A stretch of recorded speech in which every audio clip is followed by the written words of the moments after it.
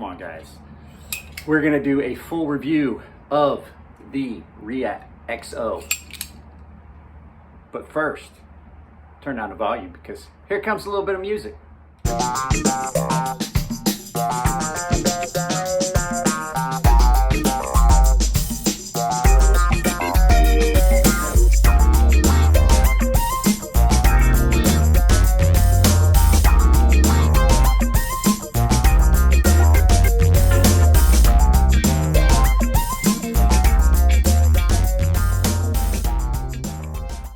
Playing behind me is Cole over at Tri-State EDC. Please go give him a follow. He's a great dude. I've had him on the channel a couple times. It's always fun. It's a blast. He's a nut.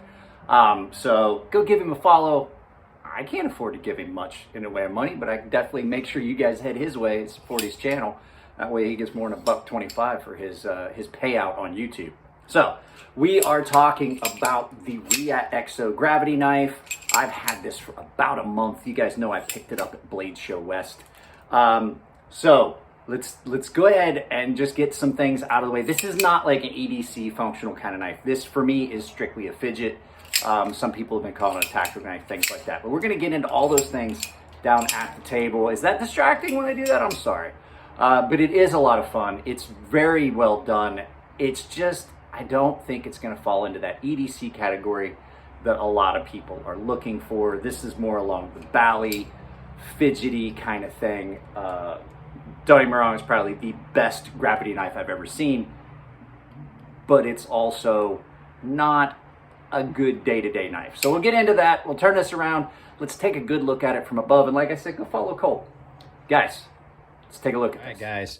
Let's go ahead and get the specs on this out of the way first. So what are we looking at? This is the Reate Exo. This is a 3.75 L Max blade done in drop point. They also have a double-edged version, but it's not double-edged like you're thinking.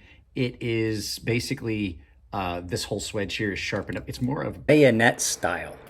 So like I said, this is an L Max, done as a drop point, flat grind. Blade thickness on this, they've got listed as 0.12. We're just gonna get these specs out of the way. I do like L Max, guys, and this L Max was done really well. 0.122. Very, very close on that. Your handles, so you have a 3.75 inch blade length. You have a handle length of 5.0 inches for an overall length of 8.75 inches. The handles are done in titanium with micarta inlays. Now, I do know that there are some other versions that's coming out. Crane's Cutlery, who I purchased this from, has an exclusive version that's coming. Hopefully we're going to get to see that on the channel. Andy has said that they're going to try and send me some of their exclusive stuff. This is done with inlays in micarta. There's two different kinds of micarta. You can get a green or a brown. Mine's in tan. I liked the tan a little bit better. Typically I like the green. And this is a gravity knife or a manual OTF. So there's the specs out of the way, with the exception of let's take a look at the behind the edge, because this does cut really well. I have cut with it. Let's go ahead and get the behind the edge thickness out of the way on this. 0.0190, right behind the edge. So that's behind the edge thickness on that, according to my calipers. And the last thing is, it does have a listed weight of 4.8 ounces. Let's go ahead and get my Nick Shabazz certified gem scale out here and take a quick look at it. So in ounces, they say 4.8 ounces. Mine's saying 4 3/4 ounces. That's probably pretty close. In grams, for those of you who don't do freedom units, you are looking at 136 grams. So it's not super heavy. It's not super light. It's just about an average weight and size. So let's get the scale out of that wipey rag too. It just kept moving too much. So this is a very, very well executed gravity knife. This is probably the best gravity knife I have ever seen. I've seen some, typically they're cheap. They have a lot of flaws. This is just downright perfect when you look at it from the stance of how it was executed as a gravity knife. You've got little flourishes here. You got some internal markings. You've got your serial number. You've got the Exoskeleton Designs marking, the Reate logo there. All this hardware is top notch. Everything is fit really well.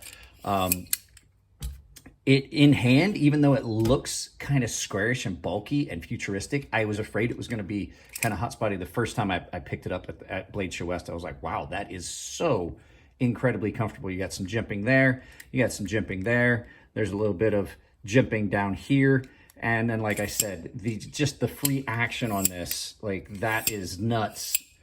The way they did this and the way they did this slide so that there is no chance that the blade will hit the inside, even if you clamp down on it right there, like that, there is no chance that you're going to damage that blade mid-travel. So there's all the good things on the knife. It comes incredibly well packaged. You guys saw the unboxing, like all the parts for everything, including the little belt sheath setup that you have here. I had it in my pocket so I could show you guys.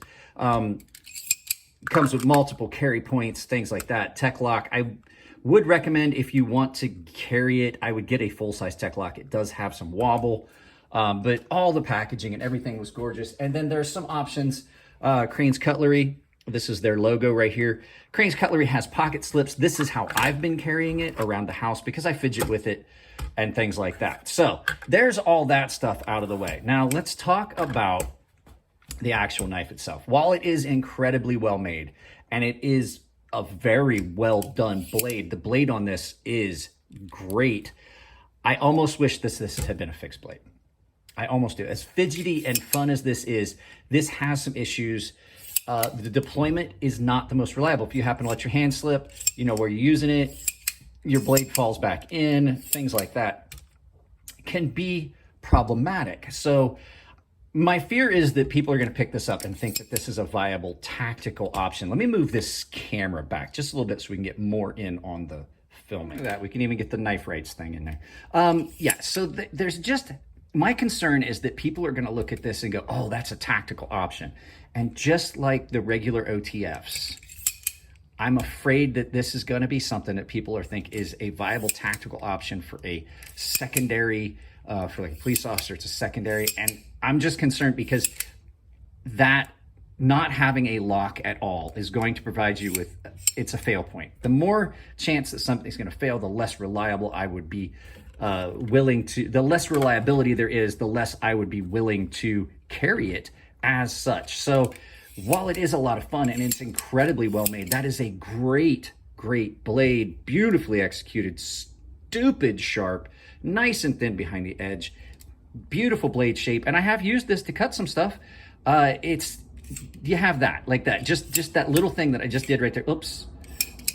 And if you were carrying this as a secondary defense tool or a secondary, if you were like a police officer or military and you were carrying this as a secondary item, I'm trying to skirt away from the weapons talk, but yeah, basically if you're doing that, I would not rely on that for that.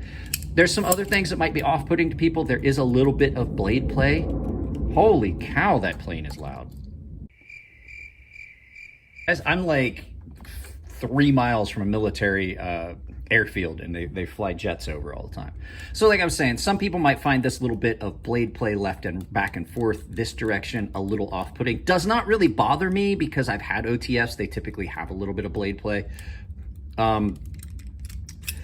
The only issue I've had with this so far has been that my pivot came loose, and so I Loctited my pivot. But with that being aside, if you're not looking at this like as a secondary tactical tool or as a, as an everyday carry, mainly because these are so illegal to carry most places, you should be good. I mean, as long as you're looking at it from what it is, it's just a fun little knife. I do carry mine a lot. I honestly don't give a crap about most of the regulations of carrying things. I'd be more inclined to ask forgiveness than ask permission. As long as you're going into it knowing ahead of time what you're looking at here, then you shouldn't have any problems. The only concern that I would say is, people are going, like I said, people are going to look at this and think, oh, wow, that's like an OTF that I could carry. And then like I said, so if you're playing around in your deployment, if you don't get it just right, you look like a dummy. And then, the best defense tool is the one that you can use And I have a feeling that this would pose some problems. Now, for fun and flash and things like that, it's great. Overall, the fun factor on this is great. The looks and everything are perfect. This thing, I would say, as far as anything I've purchased in the last few years, probably is the thing that I fidget with and play with the most. And the nice thing is you can fidget and play with this and you're not going to damage it. Pardon me. Fidgeting and flipping a knife like this, I tell people this all the time, that's something that just makes my skin crawl. You spend so much money on a knife, and I've seen so many people do it, like, oh, now my knife's got blade play, what a garbage knife. The maker didn't know what he was doing. And those are the people that you see that are constantly flipping a knife, doing that just all day. And that just puts so much wear and impact on the pins and all that. And then they get to complain and they're like, oh, well, now my knife has blade play. It's the maker's fault. No, it's your fault. You did that. It's not a fidget toy. You want a fidget toy? Get a fidget spinner or get one of these, because this absolutely, you're not damaging, you're not messing with anything that would get that knife out of spec, would get things out of tolerances that would cause issues. So if you're looking just for something fun to have, like if you're a bally guy, or if you're like me, you're not a bally guy, but now you have something to fidget with, this would be the knife for you. And I will tell you, I would say go to Crane's Cutlery. Hang on just a second. Let's go get that. I would go to Crane's Cutlery because I do know that they have some exclusive ones coming. I would keep an eye on stuff on their channel, and I would say, like, go and look, because they have all kinds of exclusive stuff that's exclusive to them. That's who I got this from. I know that there's other places, but Crane's Cutlery has been really cool. And like I said, they have a lot of stuff. So there you go, Crane's Cutlery. It's www.cranescutlery.com. They are going to have an exclusive version of this coming. So yeah, like I said, I'm torn on it because it would, like, the way you carry it and the rapidness, it would make a very good tactical tool if there was just some way to lock it once it opened. You know what I'm saying? Like if it had like a little lever lock method of some sorts that you could just lock it down once you get it open, and it would just hold the thing shut. That would be something cool, but I think that would just add to a little bit of the, it would add to some complexity. It would probably add some hot spottiness to it and things like that. So, and then like I said, you can't go wrong. The way it was packaged, I'm not going to unpack everything, but all this stuff had its own individual packaging in here. You had the knife, you had the parts, you had the Kydex clip, and that underneath was the Kydex sheath. You can't go wrong with beautiful packaging like that. I typically like to have a little bit of more minimal packaging, but on this one, it just kind of goes with the whole premise of the thing, just being a little over the top. And like I said, it is gorgeous and attractive. I think Red Wolf EDC had some of the same issues with his. I did not watch his video. I wanted to let my video be the same, but some people were telling me that he had some issues with it and made some comments on it. I'm going to go watch his video after. I typically don't watch people's videos about things if I'm going to do a review, because there's a chance that I might have my opinion sullied by their opinion. I just like to let my own opinions be formed. So there you go, guys. Let's turn this around, do some final thoughts. Thanks for hanging out. Let's get this done. Guys, I filmed a perfect outro just a minute ago and realized that I had not gotten the camera recording. I don't know what happened, but all I filmed was me walking up to the camera and taking it out of the tripod. So what I was saying is, like I said, at the tabletop, I don't think this is a reliable enough deployment and locking mechanism for me to say that I would carry this as a tactical tool or as a self-defense measure. So any of those things, I think it's just more a fidgety thing, a lot like the Bally's and the Bally trainers and some of the other stuff that we have in the knife world, like the cold steel triple action. I just looked at it like a fidget toy. So that's it on this one, guys. I hope you enjoyed it. Everybody seemed to enjoy the first one. If you like the videos, give them a thumbs up. If you don't like them, give them a thumbs down, but please try to tell me why. Well, you still can. YouTube's taking away that thumbs down button. But please tell me why, because I can't change content if I don't know what you don't like.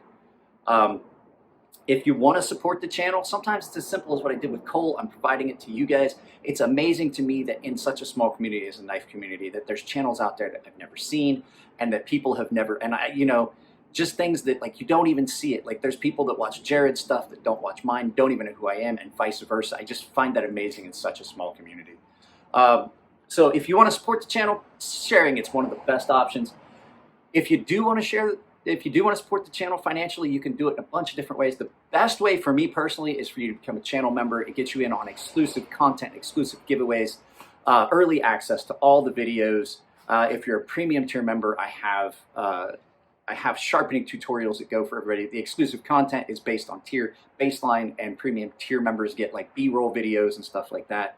But everybody gets early access to the videos. If you can't do that, I perfectly understand.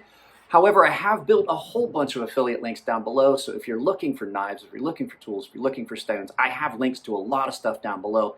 And even if you don't find what you're looking for there, anything that you purchase after you log in through my affiliate link, I get credit for.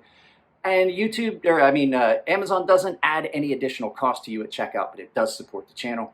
And the final way you can support the channel, I do have a merchandise store. There's links to it down below. I have Ember shirt coat and my merch store. I have a coupon code that I built for you guys. It's CrazySharp, all one word, capital C, capital S, CrazySharp. Saves you 10% at checkout. Right now, I'm one of 5 people to have purchased my merchandise. I don't know why. Everybody said they wanted it, and now no one's buying them. So that's it, guys. I love you all. Keep it clean in the comment section. It helps me and Nico keep it moderated a little easier. It definitely takes the load off of us. And if it's your birthday, happy birthday, and I'll see you in the next video.